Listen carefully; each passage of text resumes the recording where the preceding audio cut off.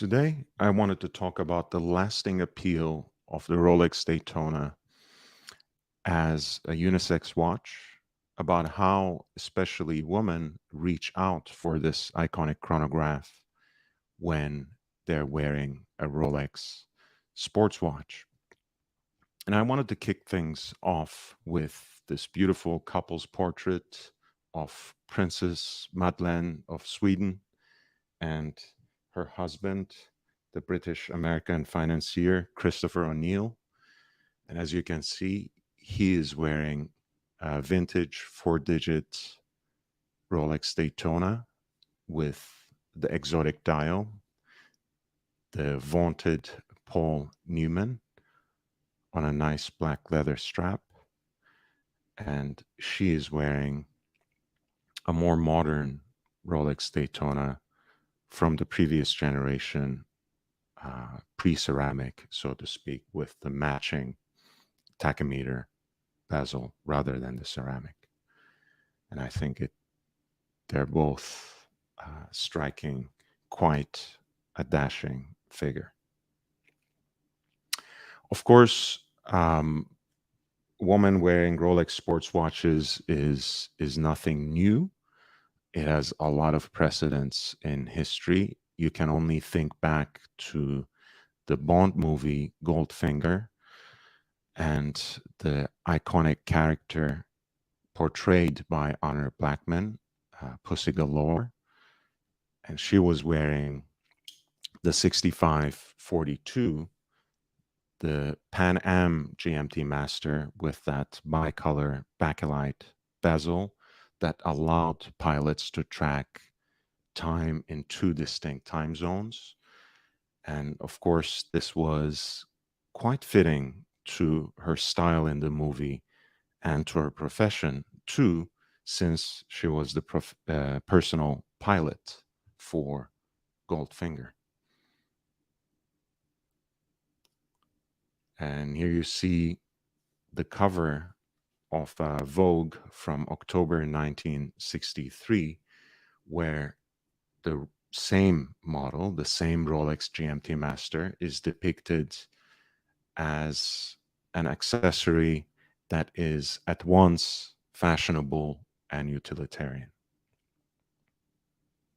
So a woman wearing Rolex sports watches is absolutely nothing new.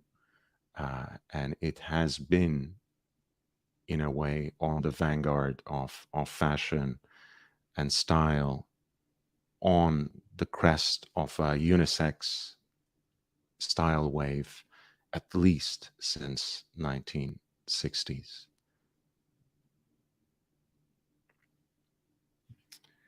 And there we have Al Macpherson, the model and philanthropist.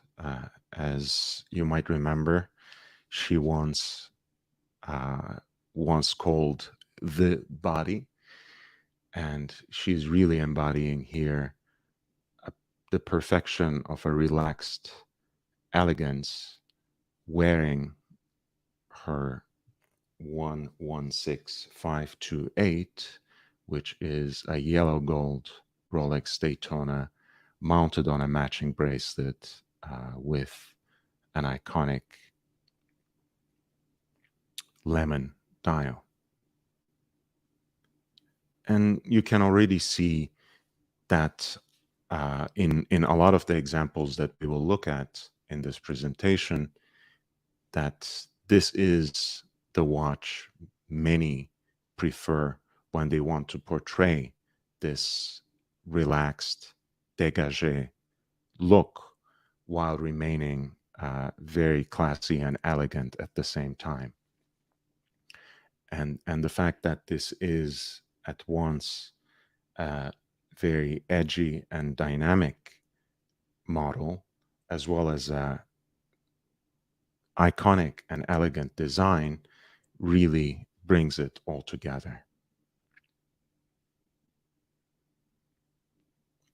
And here's Amanda Holden, again, dressed in a very simple but beautiful fashion, wearing her 116505, which is a pink gold Rolex Daytona with an ivory dial. And once again, I think a beautiful combination of being relaxed and elegant at the same time, being classically well put together, but also edgy at one and the same time. And Amanda Holden is, of course, a British TV personality who is mostly familiar to viewers through her role as a judge at Britain's Got Talent. And here we have Sofia Vergara, the Colombian-American actor who would be familiar to most through her role as Gloria in Modern Family. And she here has the perfect blend of black and gold, rocking her 116528, again, a yellow gold Daytona mounted on a matching bracelet with that beautiful black dial, just a slight touch of red on it. And it really fits this wonderful image of dégagé, classical elegance.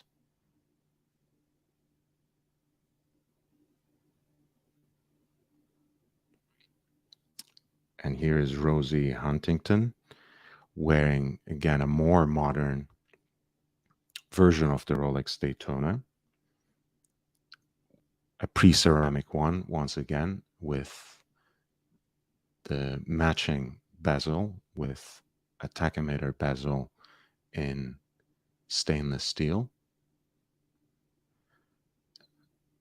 And as you see, even the simplest, even the most plain outfit can be quite quickly elevated when you're wearing something as iconic and as well proportioned as this watch.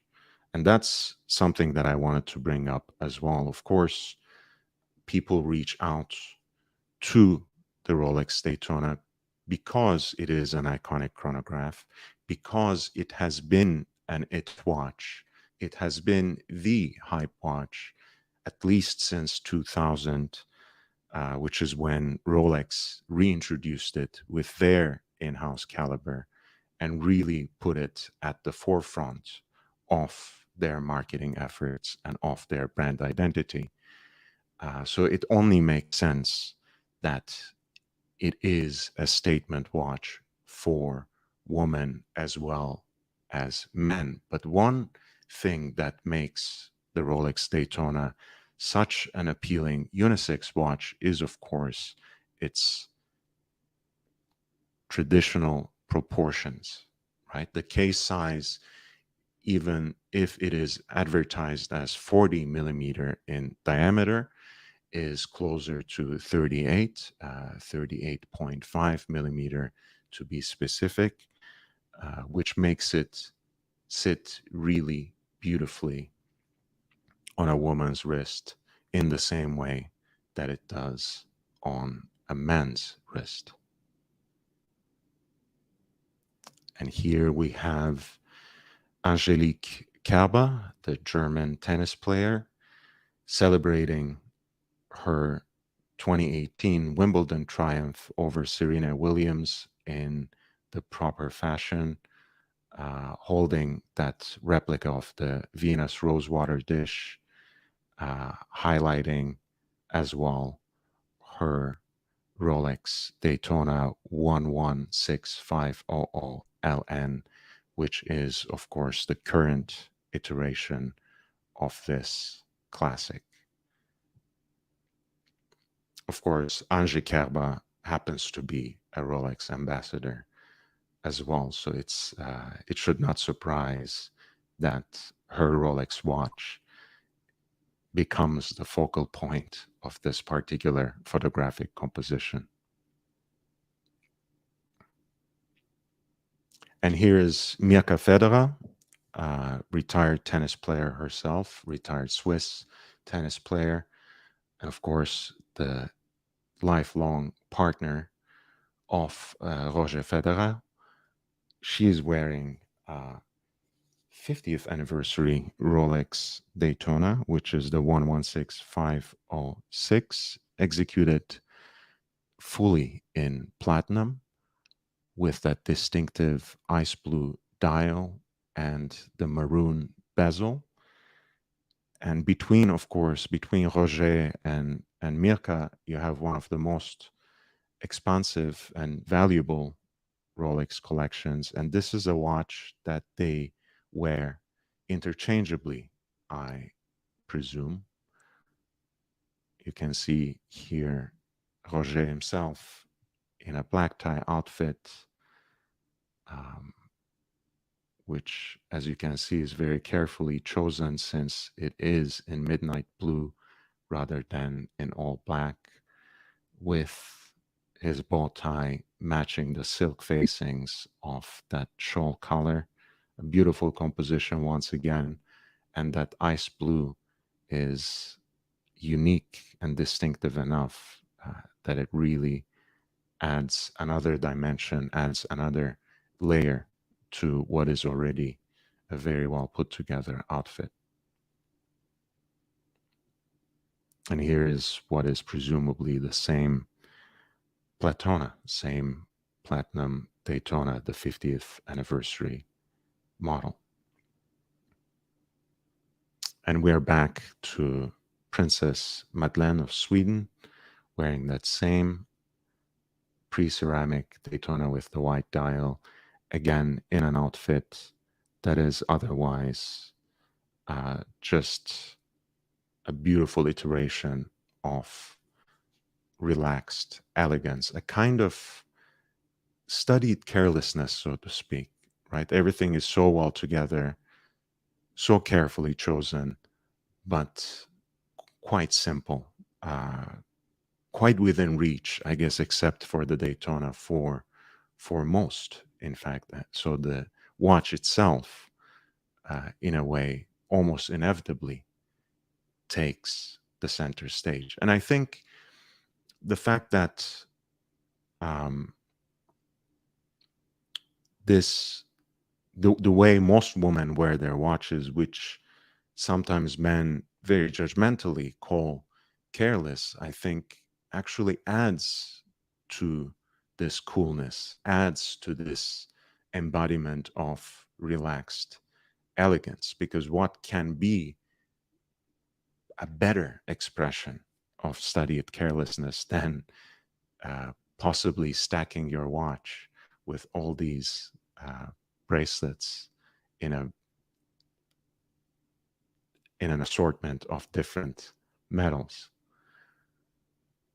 And as a bonus, I also wanted to add this strikingly beautiful, this stunning picture of Nina Rindt, who's wearing, of course, a contemporary of the Rolex Daytona from the 60s, a watch that has a lot of the iconic appeal of the Rolex Daytona as classical and sporty chronograph, a watch that looks very similar to the Rolex Daytona, in addition to being powered by the same movement, caliber 72 by Vajou, the same panda dial layout, the same tachymeter bezel, the same pump pushers, and she's wearing Universal Genève compacts on this bold and oversized blunt strap, and you can kind of imagine or visualize her in the paddock timing laps with her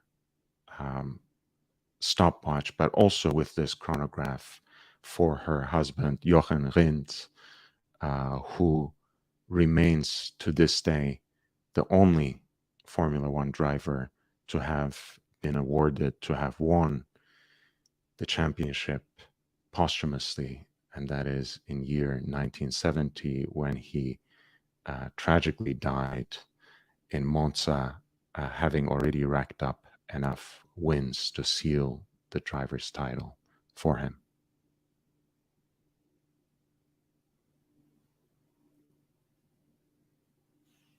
Thank you for tuning in. If you have enjoyed this content, please like, subscribe, and hit the bell icon, and share it far and wide to help me reach my first major goal in YouTube, which is 1,000 subscribers.